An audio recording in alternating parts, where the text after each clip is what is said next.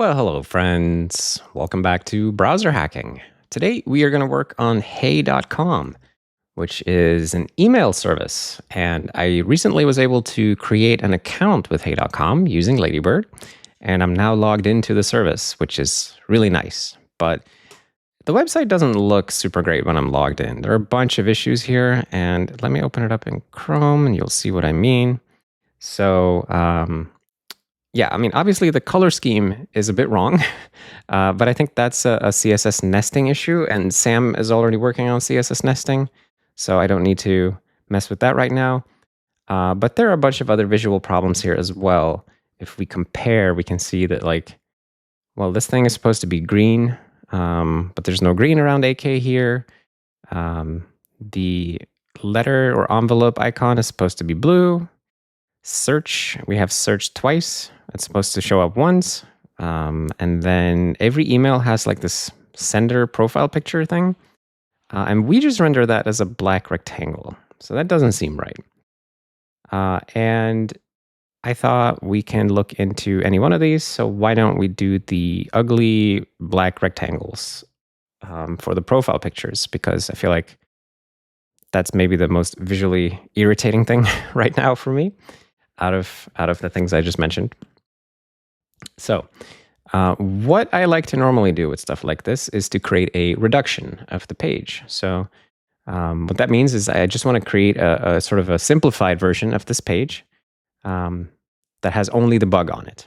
So I start by using the single file extension. And I'm just going to talk through this in case you haven't watched any of my videos doing this before, so you'll understand the process. So I use single file to save it locally. Now I have this. And then I can sort of delete stuff from this page using DevTools in Chrome or Firefox or whatever, just to simplify the page and get rid of stuff that is irrelevant to what I want to investigate. So it's really just a matter of like going through the page. I like to use the keyboard even, and just deleting DOM nodes, where deleting the DOM node doesn't disturb the page in such a way that the bug disappears. So I want these profile pictures here, so I'm just going to delete everything that isn't one of those. And maybe I'll even just leave one of them on there, and then we can delete everything else. Oh, that was too much. Okay, and then we also had the head element. Oh. Okay, so let's save this as IM1. And then let's see if we can open that up in Ladybird, and it still shows up as a silly black rectangle. Cool. So that's good, because now we have simplified this page quite a bit. And there's probably ways to simplify it further, but at this stage, since we've simplified the DOM so much, I usually like to start editing manually instead. So in practical terms, that means start by using prettier. So we'll do this, create a new version of it, just so that it's nicely indented. Otherwise, it can get real annoying to work with in Vim. And then let's take a look around. So we have about 3,000 lines, which isn't that terrible. Like I've been in situations where I have to reduce like 40,000 lines down. So 3,000 is not bad. And we can see that it's not that much DOM. It's like 100 lines of DOM. And the rest of it is just CSS. So what the single file extension does for images, by the way, you can see here, is that it just creates a CSS variable for each one. And then it references them if it's like a background image or something like that. And usually these make up the bulk of the file size. So it tends to be a nice thing to get rid of those first if you can. And we just have one image here that we care about. So like, let's just try to delete.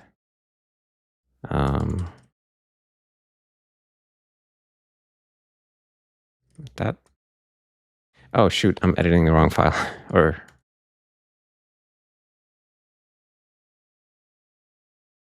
Oh. It's 45? 45. Okay. And it still looks wrong here. Yes. And now begins the slightly painstaking process of deleting stuff from this from this file, and then checking in both browsers to see that it still looks wrong in Ladybird and correct in Chrome. Okay, so we have 3006 lines to go. I'm just gonna try to delete 200 lines at a time here. So far, so good. Okay, it's good. Okay, that was too much. Now the thing is actually showing up. Okay. I still have 2,200 lines, so I'm just gonna go a little down here and then delete more. Yeah, this is not a very scientific process, but it is very effective. That's kind of what's good about it. Yeah. It's usually just, oh, here we go. Okay, so the issue is starting to become visible here. I guess there's a black rectangle on top of what we want to be seeing. So we're painting this black thing on top for some reason. Maybe it's a painting order bug.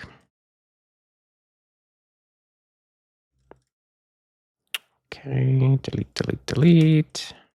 Now we are at what, 270 lines? That's good. Can we delete some more? Great. Oh.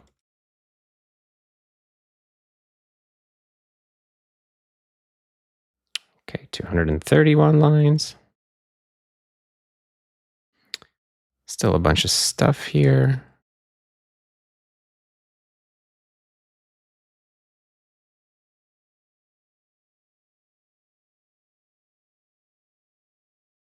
Oh, now the bug is starting to become a little bit different. Okay. 182 lines. Okay, so at this point, I guess we can also delete some DOM. So I usually delete all of the close tags first because they make no difference. And then I try to just delete stuff here. Maybe some of the outermost elements we can try to delete. See if the bug still occurs. That's nice.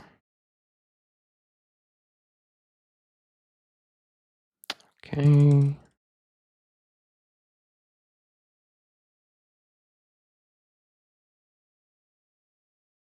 That's good.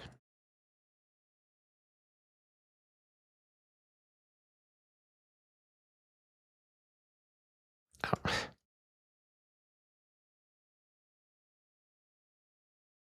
Okay, now I deleted too much again.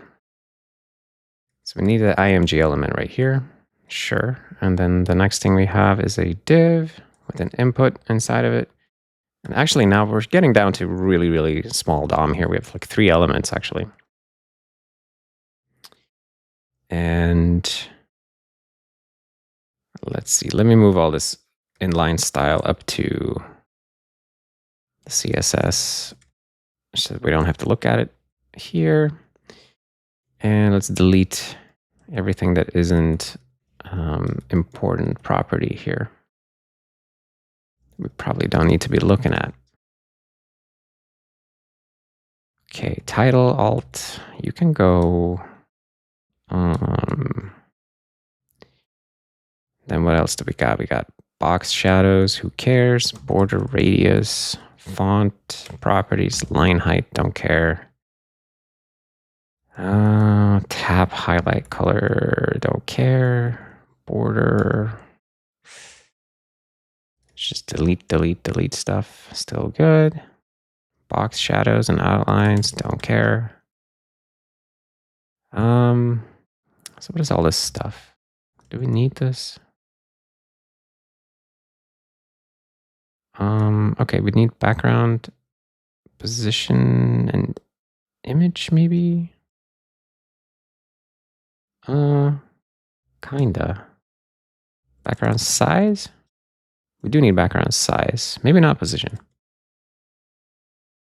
Okay. Sure. Margin padding, maybe you can go. Position and max width. Box sizing, color. I don't need all that gunk. Z index. Do we need Z index? Seems like it might be a Z index bug. No, it's not. Okay.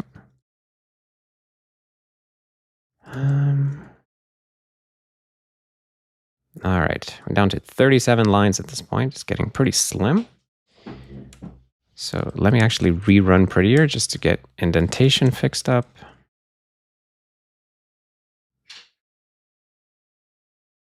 Okay, we're still good. We're still bad, depending on how you look at it. Okay, so what's going on here? We have Moz appearance and WebKit appearance. So we don't need prefixed properties. Or maybe we do, actually. Okay. Wait. Oh, no.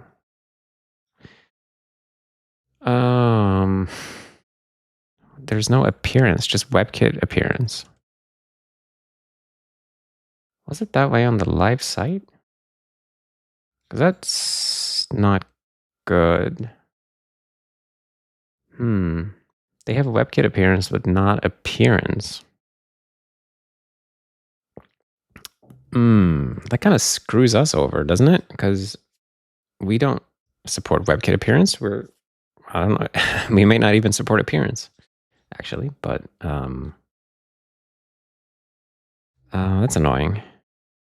But maybe it's one of those properties, though. I know that there are some of the WebKit properties everybody has to support, and just because of stuff like this, where like every website or many websites started using them prefixed.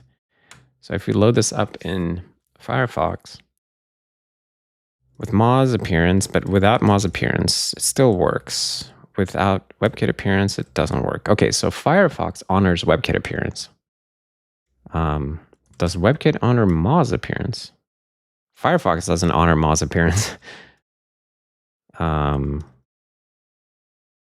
Okay, neither Firefox. Or no, Firefox does honor Moz appearance. My bad. Right. So both Firefox and Chrome honor WebKit appearance.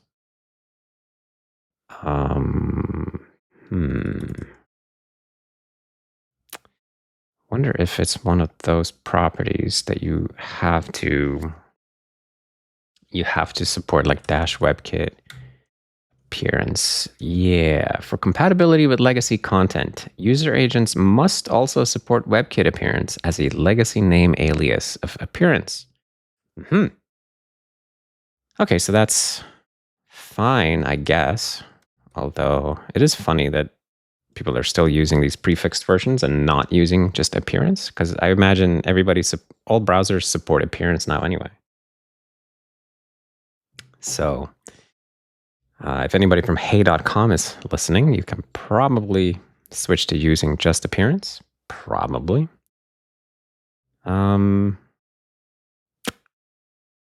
But I can't promise that it will work everywhere that you care about. So, but apparently WebKit appearance is supposed to work. So, okay, so let's see. Do we support WebKit appearance? What if we say appearance none? Would it just start working for us? No. Okay. So what's the issue? The issue is we have an image with an SVG, but it's a fairly short SVG. Okay. Class. Okay, we didn't need that. So we have an image, and then it has a sibling, which is this guy right here. The bulk actions, which is position absolute. Sure. Maybe I don't need to offset him or inset him.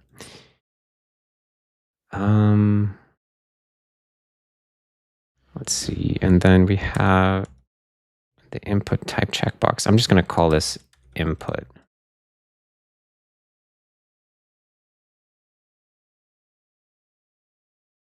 Okay, so let's look at this with Chrome DevTools, actually.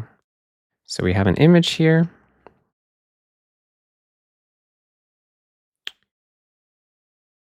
It's 50 by 50, and then it has a sibling, bulk actions, who has a checkbox inside of it, but it's actually below. That's so weird. Why is the checkbox below?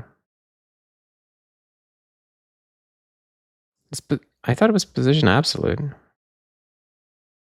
So it should be, I would imagine they would be on top of each other, but they're not. I'm thinking about it the wrong way.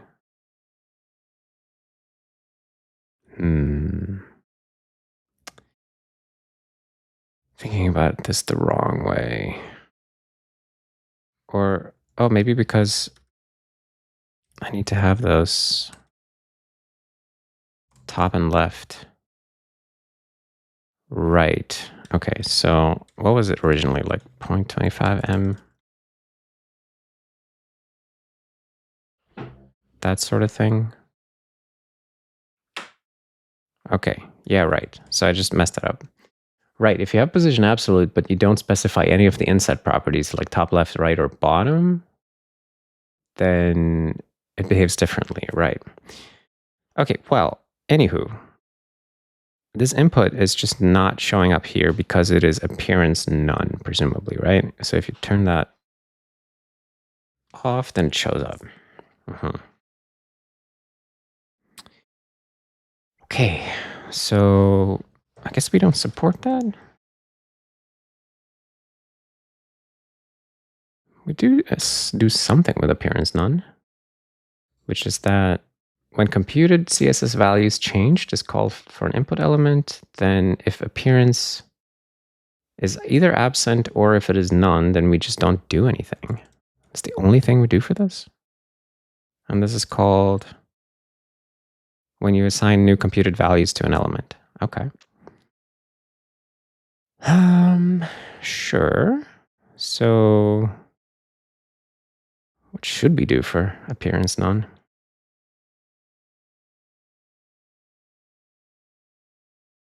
What is this? Switching appearance, the appearance property. While the way most elements in a document look can be fully controlled by CSS, widgets are typically rendered by user agents using native UI controls of the host operating system, which can neither be replicated nor styled using CSS. Right. So I guess widgets are like buttons, checkboxes, and stuff. The term widget in this specification denotes elements that can have native appearance, meaning that they are rendered like analogous native widgets or controls of the host OS. The specification introduces the appearance property to provide some control over this behavior. In particular, using appearance none allows authors to suppress the native appearance of widgets, giving them a primitive appearance where CSS can be used to restyle them. Right. So, basically, appearance none means that we should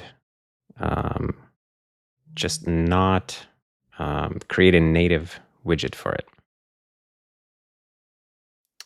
Andreas?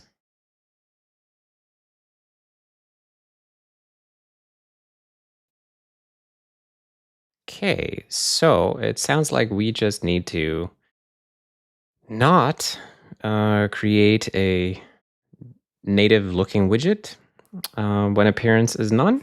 So let's see how we would go about doing that. I guess that means that we should create a different type of layout node. So if we dump out the layout tree right now, for this whole situation, we can see that we have created a checkbox layout node for the input element. And that probably happens here an input element create layout node if the type state is checkbox. And the type state is presumably based on the type attribute. So if the type attribute says checkbox, then we will make a layout checkbox. If it's radio button, we will make a layout radio button, and so on. And if I understand correctly, this just means that we should do this instead. So we should just create a layout node based on the CSS display property value, which is what we fall back to if we don't have type state that we recognize. So maybe the fix here is to just say like if style appearance is CSS appearance none, then return this thing. And then we will also reference the spec here. So the appearance property. And said that, yeah, we'll copy this out.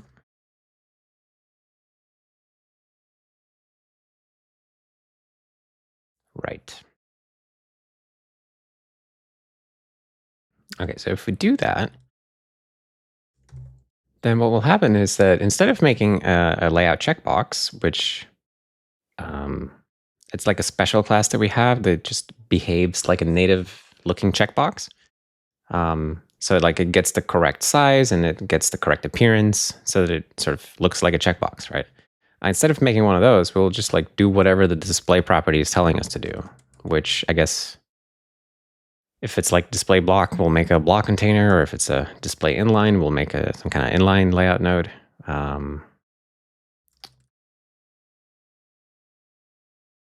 So yeah, if we do that, then it looks correct, and our input element is now a block container. So it's inline block instead, which, fair enough. I wonder what the bounds of that thing are. Checkbox. Yeah, so it's in the right place. It's just not showing anything interesting. Good. Okay. So I wonder if this breaks anything else. It does break some stuff. Okay. So it breaks two tests. It breaks input text to image. Okay, how's this supposed to look? Like this. What is this? This is an input type image. Okay. Input type image. How do we do layout for that? Make a block container. Ooh. Why does that end up with appearance none though?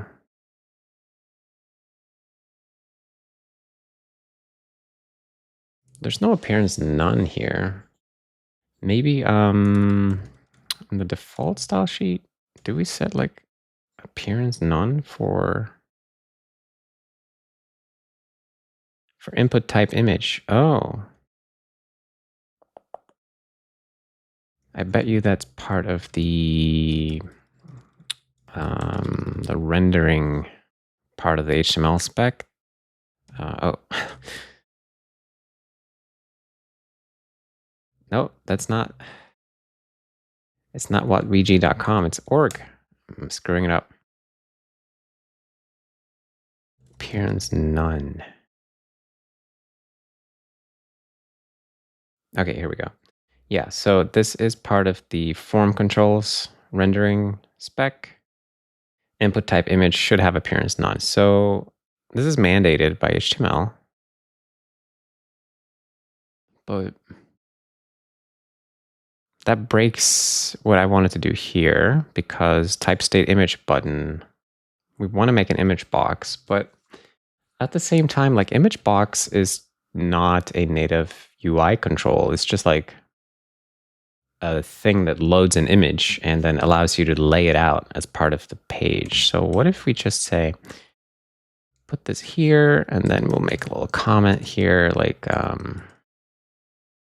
it's like ad hoc or whatever, or note.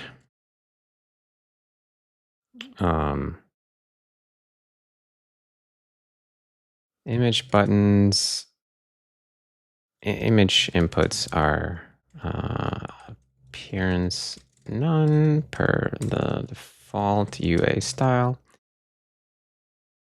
But we still need to create an image box for them, or no image will get loaded.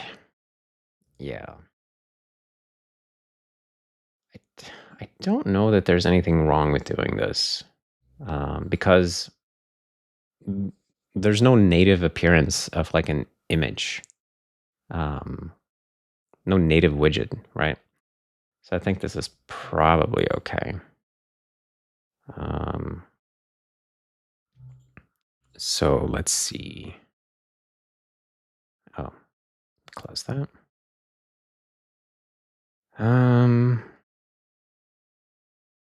So if we do that change, does that just make our problem go away?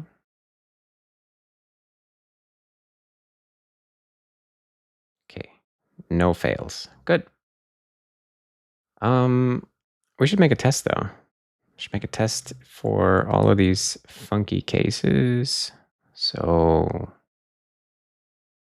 let's make something in the web layout, input, call it CSS appearance none.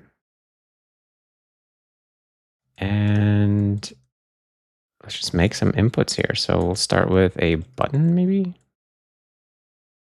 Normal button.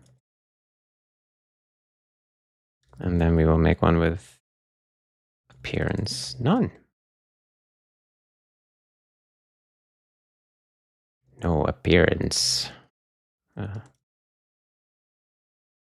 Sure.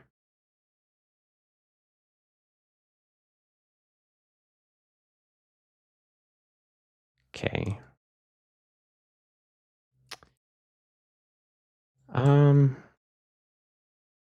Checkbox, radio.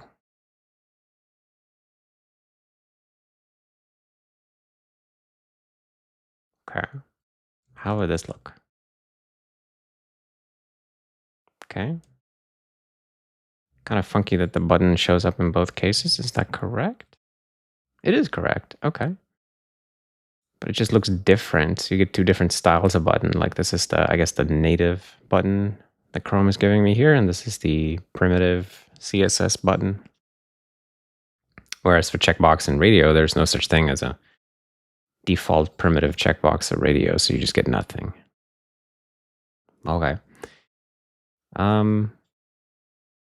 But I mean, it looks like we're getting the right behavior here. So that's good. Rebaseline this test. Okay, and then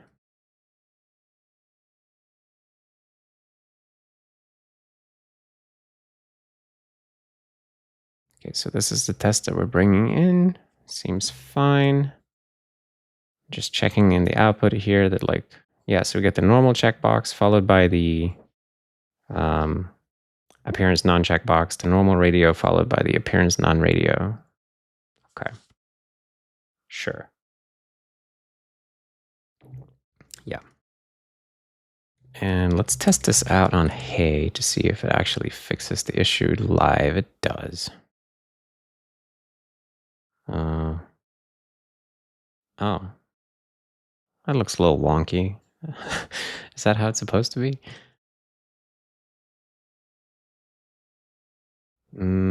Not quite. Also, this thing doesn't show up. Okay, well, we have more issues on this website, obviously. But this is progress because at least now we can see these profile pictures, and we can interact with the checkboxes, and that's progress. And I think we've done something good here. So let's make a commit and say libweb honor appearance none when creating input element layout nodes. Honor.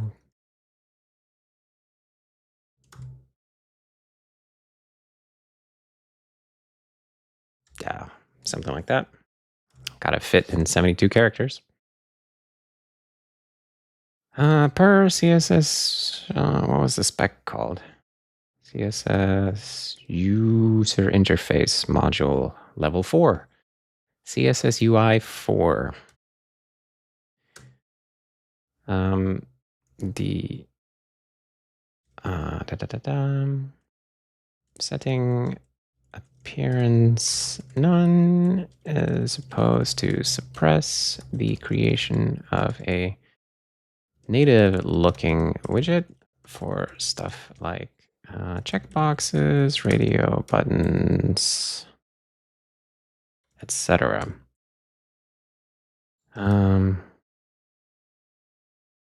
This patch implements this behavior by simply falling back to creating a layout node based on the CSS display property in such cases.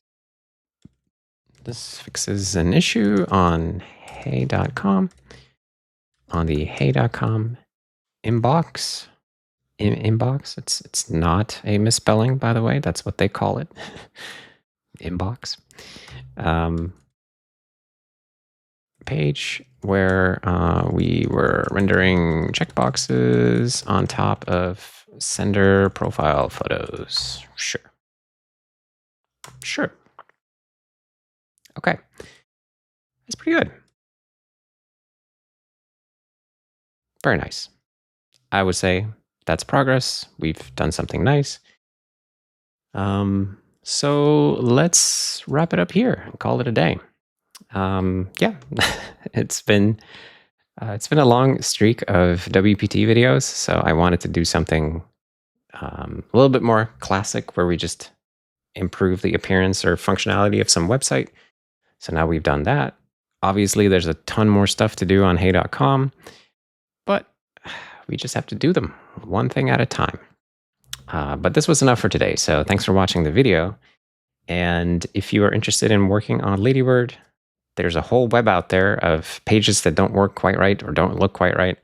And WPT is a great way to get started working on Ladybird, but you can also try to reduce web pages like I did here and figure out like the smallest possible version of a page that gives you a problem. And then you can debug that, figure out what's wrong with it, and try to fix it.